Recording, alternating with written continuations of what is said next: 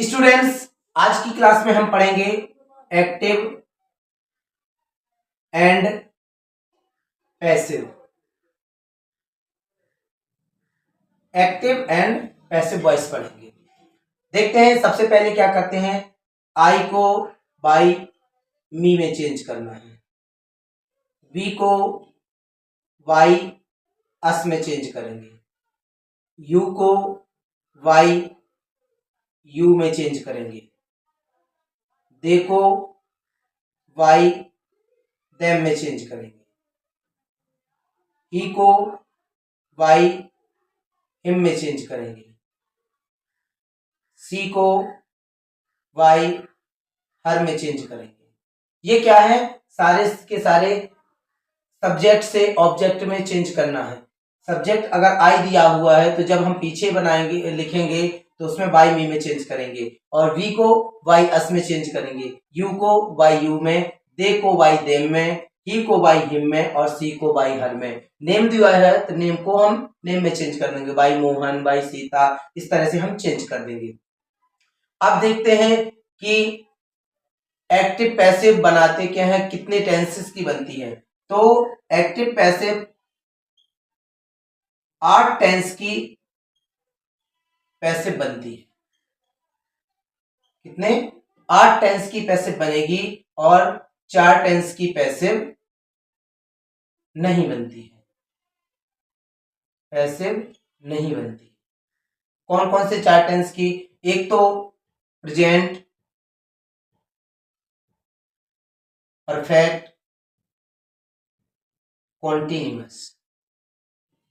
Present perfect continuous की passive voice नहीं बनेगी। Second, past perfect continuous. Past perfect continuous की पैसिव नहीं बनेगी। थर्ड है फ्यूचर कॉन्टिन्यूअस। फ्यूचर कॉन्टिन्यूअस, इसकी भी पैसिव नहीं बनेगी। और फोर्थ है फ्यूचर परफेक्ट कॉन्टिन्यूअस। इन 4 टेंस की आपकी पैसिव नहीं बनेगी। इनके अलावा जो 8 टेंस होंगे उनकी पैसिव बनेगी। इसके बाद देखते हैं पैसिव बनाने की कुछ कंडीशंस भी होती हैं जिनको हम फॉलो करते हैं। सबसे पहले कुछ कंडीशन जो होती हैं, शर्तें होती हैं हमारी। फर्स्ट शर्त होगी ऑब्जेक्ट, यानी कर्म बोलते हैं जिसको। ऑब्जेक्ट को कहां पर रखेंगे? सब्जेक्ट के स्थान पर रखेंगे, यानी कर्ता के स्थान पर हम सब ऑब्जेक्ट को रखते हैं। कर्म क्यों कहां पर रखेंगे? कर्ता की जगह। सेकंड आपकी कंडीशन होती है ऑब्जेक्ट। ऑब्जेक्ट के अकॉर्डिंग ही हम क्या लगाएंगे?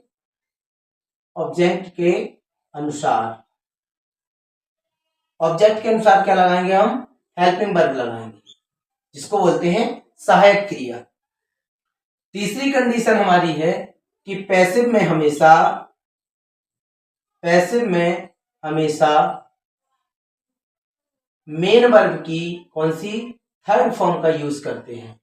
पैसिव जब भी बनाएंगे तो हमेशा मेन वर्ब की आपको कौन सी? थर्ड फॉर्म लगाना है। और फोर्थ कंडीशन है इसकी, सब्जेक्ट से पहले आपको वाई अवश्य ही लगाना पड़ेगा। सब्जेक्ट से पहले आपको वाई लगाना है। ये आपकी कुछ कंडीशंस होती हैं। इसके बाद देखते हैं कि एक्टिव और पैसिव जो 8 टेंसेस की बन रही हमारी, वो किस किस टेंस की बनना है और कौन कौन सी उनकी हेल्पिंग वर्ब होती है। देखते हैं। सबसे पहले लिखेंगे, यहां पर 2 पार्ट्स में आपको डिवाइड करना है। एक तरफ लिखेंगे एक्टिव, एक तरफ लिखेंगे पैसिव। सबसे पहले देखेंगे, लिख सकते हैं कि अगर सब्जेक्ट के बाद फर्स्ट फॉर्म दी गई हो या फर्स्ट फॉर्म में एस या एस दी गया हो, या फिर डू या डज हेल्पिंग वर्ब दी गई हो, तो आपको क्या करना है? जो पैसिव जब बनाएंगे तो आपको helping verb is are am लगाना है। इज आर एम, ये आपका फर्स्ट टेंस होगा। सेकंड है, जब भी इज आर एम दिया गया होगा, तो आपको is are am plus being लगाना है। Is are am plus being, is being, are being, am being. Third है, अगर हैज और हैव दिया है हेल्पिंग वर्ब, तो आपको हैज हैव के साथ आपको बीन लगाना है। फोर्थ है,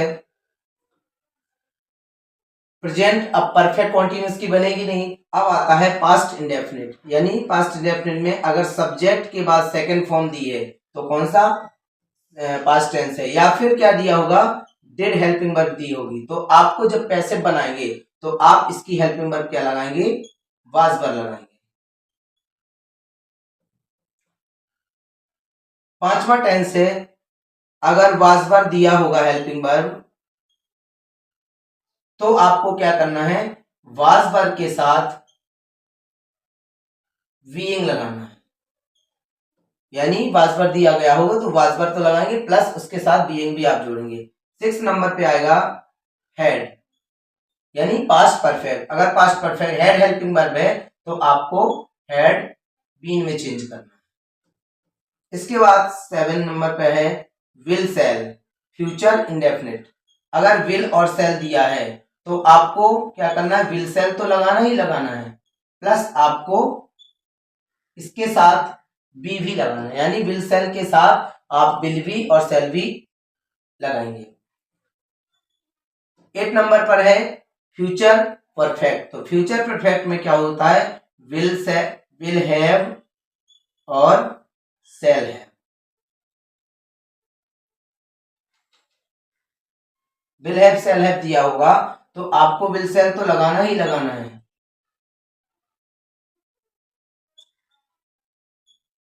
इसके साथ आपको हैव बीन भी जोड़ना है, हैव बीन, यानी विल हैव बीन और सेल हैव बीन आपको लगाना है। ये आपकी क्या है, हेल्पिंग वर्ब है, जिससे एक्टिव से पैसिव आप बनाते हैं। आगे देखते हैं, अभी तक आपने पढ़ा है हेल्पिंग वर्ब किस टेंस में कौन सी यूज करना है। सबसे पहले अब देखते हैं कि अफर्मेटिव सेंटेंस, अफर्मेटिव सेंटेंस